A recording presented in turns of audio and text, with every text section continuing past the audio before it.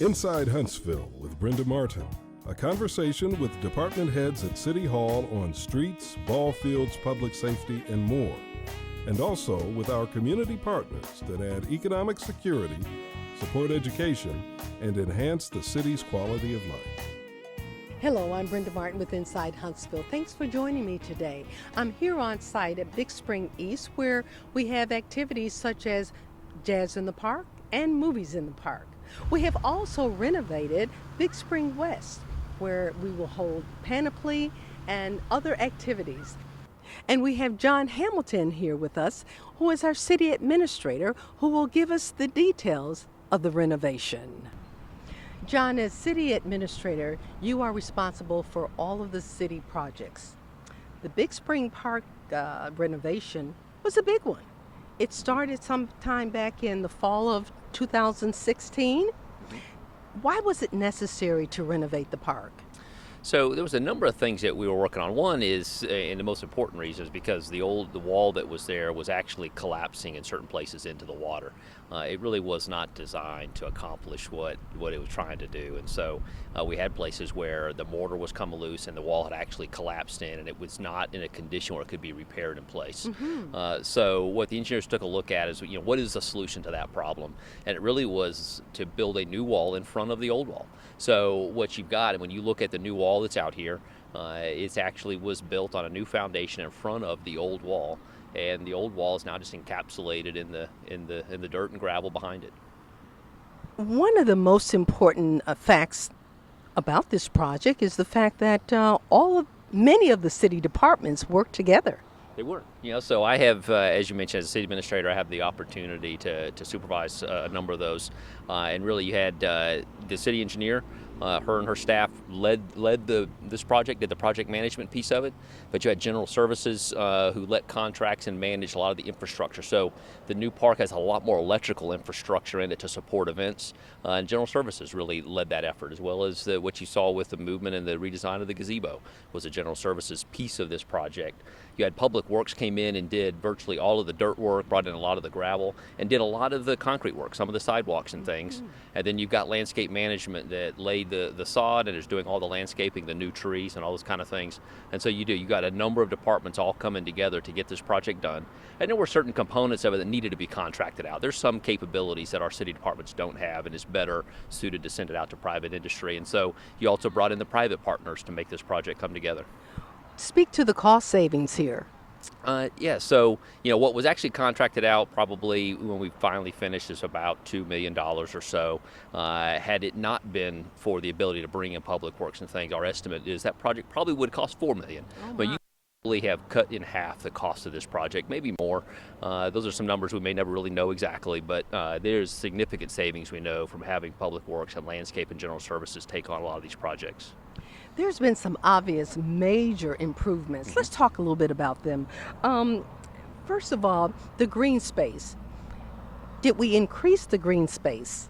We did in a couple ways. We talk about building the new wall. One of the issues that we also had in the lagoons was there was a lot of areas where there was just dead water, meaning the water didn't really flow. Mm-hmm. And so a lot of muck and things was able to collect up in those areas. In order to make the water healthier, there are some places where we reshaped the lake. And so, over here to our right, you see a finger that comes out that wasn't there before. And so there's clearly green space behind it.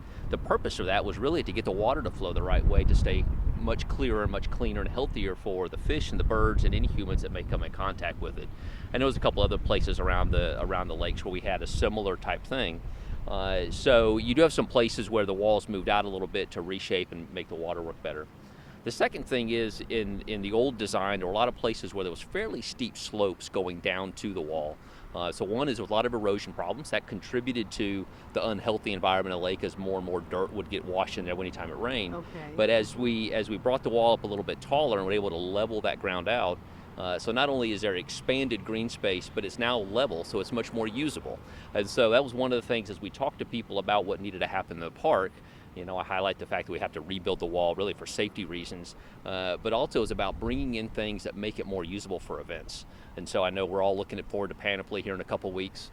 there's so much more space for them to do their layout. There's a lot more electrical infrastructure to operate all of the tents and things. And so where they've always needed a whole bunch of generators to make Panoply work, they're going to need a lot fewer generators now because the infrastructure exists in places to make that happen. And talk about the green space. I'll tell you, we now have irrigation. We do. And there was some irrigation before, but now it's much better irrigated, and it's really put in strategic places. In terms of the greening up, we had some diseased trees. We had trees in here that had been struck by lightning and were dying and things, so those were removed. We've come back in with new trees, the cherry trees. Cherry trees have a life cycle to them. And I know people have talked about, that those cherry trees have always been there. Yeah, but they aren't the same trees. They've been replaced every few years. And one of the things that we did is actually more cherry trees than before. So the entire side of the lagoon over here in front of Panavino never had cherry trees. It does now. And so now you've got the entire pond all the way east to west is completely surrounded by cherry trees. And we will continue to watch how the park is used. There are certainly some places where I'm looking at we probably need to add more trees, and we'll do that over time. I know that the trees we brought in are obviously younger. And, so what we have and it's set up in a way where now we can let it to evolve naturally. We can bring in more trees, we can move landscaping around, we can do some things pretty conveniently and continue to do things to make sure this park is a usable amenity to our community. And John, as I look over at the parking area, it looks beautiful over there. What did you do? What did we do over in that area? So you may recall that there was huge bushes that had grown up all along the side of the parking garage, and that was done. It was intended to shield, but we had allowed them to grow so much that they were actually taking up space. So when you talk about more green space, one of the things we did is remove all those great big bushes and put a retaining wall back so we can do a nice landscaping that as it grows up will do a good job of shielding the parking garage, but actually have more usable space out in front of that wall. And so there's room there to put tents all the way along. And so like the marketplace that Panoply sets up each year, now they'll be able to do that all the way along the side of that parking garage in the grass and make it just an easier, better, and more inviting place for their patrons. Now, one of the things that's quite noticeable about our, and notable, I might say, about our Big Spring Park is the bridge. What are we going to do there? Anything? We are not going to change the configuration of the bridge at all. That is a future thing that we'll take a look at. It's just it needs to be cleaned up. It needs to be resurfaced and stuff. That was not part of this original project. We have General Services is working on developing a plan for that now.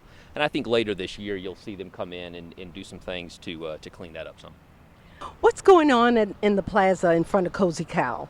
So, we've talked to a lot of people about this, and I know that there were people that were surprised that we did this large concrete plaza, but the size of it was really driven by the fact that we had to extend the culvert and actually turn it, and so what needed to go on top of it was concrete. There was no way to grow anything on top of that culvert.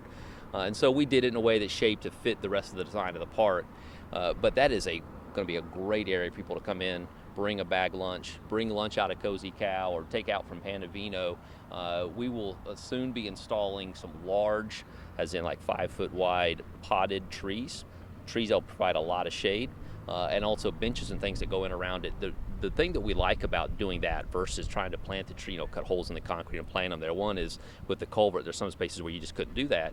But also with it being potted like that, if we ever need to move it for an event, we'll bring in a forklift and move those trees out of the way, have your event, bring them back in. It makes the space that much more flexible, much more usable. But that will be actually very soon a very nice shady area with benches, and people could bring tables and chairs and do things and just make it a great little space. That's going to be wonderful. It will. Yeah, that's going to be wonderful. Now, one other thing, let's talk a little bit about that. I like the way the gazebo, or where the gazebo is placed. What made you decide to move it? So where it was located before, based on the way the lagoon was going to be reconfigured, it was going to be sitting out right in the middle of a large area of grass that would make a great event space. And while the gazebo was nice, it actually would hinder your ability to do certain events. It would make the space not flexible because you couldn't move it around. So we knew we needed to move it away from that space and closer to the lake. And as we looked at this area, what we realized is a lot of people use that gazebo for weddings or the little ceremonies. They'd use it just for a picture taking place. And where we've located on that finger, where it really sits in between both lagoons with the bridge behind it, there's about 3 or 4 different backdrops that you can achieve from that gazebo now. And so depending on if you want the beautiful bridge over there on Williams? Do you want the red bridge? Do you just want the lagoon behind you? You've got multiple choices for backdrops and pictures. We constantly see the bride and groom out there getting pictures taken. And prom pictures. And, it does. yeah. So it's a better location for that. It gets it out of the way of events, but also in a place where it can easily support events. It's right there in the middle of the park. You know, people like for Panavina or for Panoply, you know, people are using that bridge to transit back and forth. And so if you put, you know, if your event is being, you know, managed from a particular site, they can do it right there in the gazebo. And the other thing we did is we changed the design to it a little bit to give it a little bit more of a Victorian flair, a little bit more of a nice beautiful southern flair to it. So we think that that upgrade was quite an add to the park. One of the things I noticed, the connectivity to the park, to the various areas in the park, is prominent. It is. And so, you know, the park is used a lot of different ways. There's people who use the park as a destination. They may drive in, or if they live downtown, and walk in, and this is where they stop and they do whatever it is they want to do in terms of recreation. There's also a lot of people that use the park as a crossroads. When I go to an event at the VBC from my office, I walk through the park to get to the VBC. We see people that come out of events at the VBC and they're going to pass through the park to get to Panavina or up to the courthouse square to eat or to do whatever they may want to do. And so we wanted to take a look at the traffic patterns and make sure that it's convenient for people to use it as a crossroads as well as just a destination. And so, you know, where we've moved the sidewalks to are much closer to following the patterns of people getting from point A to point B through the park. John, how will the maintenance of the park be handled? So, you know, the landscaping itself and all of the kind of really everything that's horizontal, all the concrete and all that kind of stuff in terms of cleanliness, landscape management, and you know, one of their divisions called Sparkle Team, it really does most of the downtown cleanup and landscape and those kind of things. And so that department will be largely responsible for just keeping the park in nice conditions. General Services does a lot with you know, the lighting and the benches and those kind of things. So typically they're working those kind of things. When there's times when we need to do something more significant renovations, it really just depends on which department has the function. So a lot of things Public Works may come in and do, General Services may do some of it, or Landscape Management may do it. But the maintenance is done by city departments on a daily basis, like a lot of all of our parks. Okay.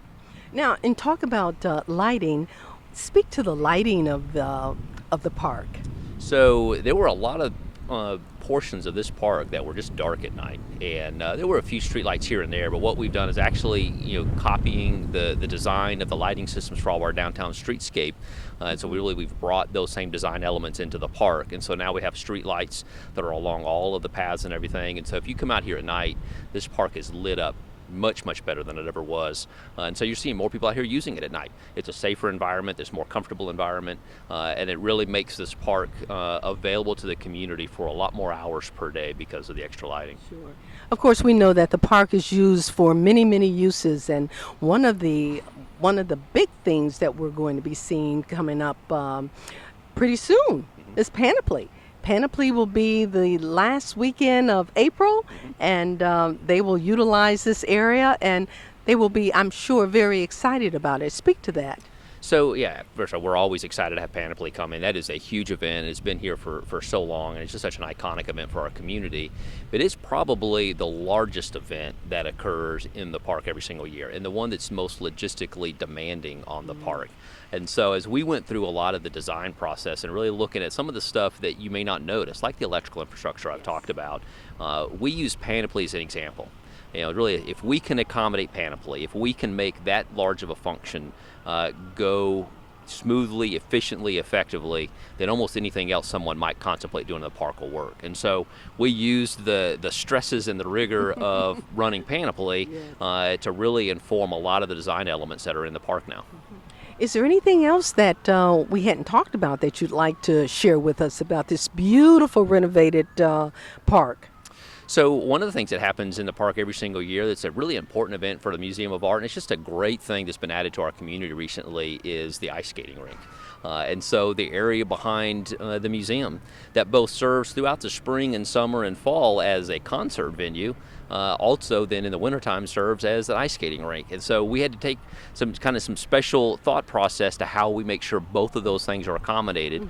And so there's actually an area that's set up specifically and shaped to accommodate the ice rink being installed come wintertime in November. but at the same time, it still keeps that area in the condition it needs to be to support all the concerts and things. And so actually, it's a lot of the changes that have occurred behind the museum we think will make larger concerts possible, gives a lot more seating area, a lot better sight lines and things, but also make certain that we can continue to accommodate that ice skating rink every winter because it's just become so popular. John, the food trucks has been something that this community has enjoyed for the past 3 years. Talk about if there's anything new in terms of allowing them to be on both sides of the street. Yeah, so you're right. The food truck rallies have just been a great addition to the downtown event scene, and a lot of people, I mean, literally thousands of people come down here for them.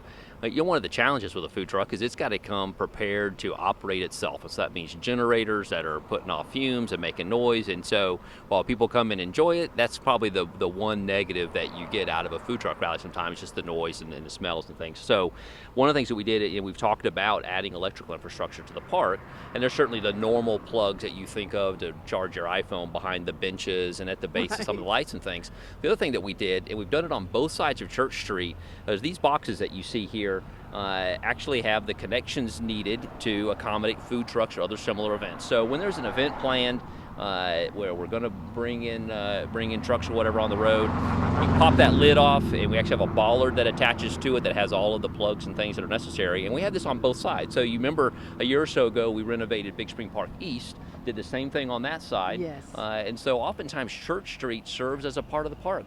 Police will come in and block it off, and then people can flow to both sides of the park, enjoy it as one large park complex. And bringing this kind of infrastructure onto the road allows those food truck amenities or similar kind of things to come in and use them and have the resources they need to really operate efficiently. Did we do any renovation on the east side? We did. So that was the first place that we did the work. It had some of the similar kind of issues where we were having issues with erosion and things that needed to be solved. We had places where the landscaping just needed to be redone and the sidewalks needed to be repaired and things. And so that was the first renovation we did a year or so ago.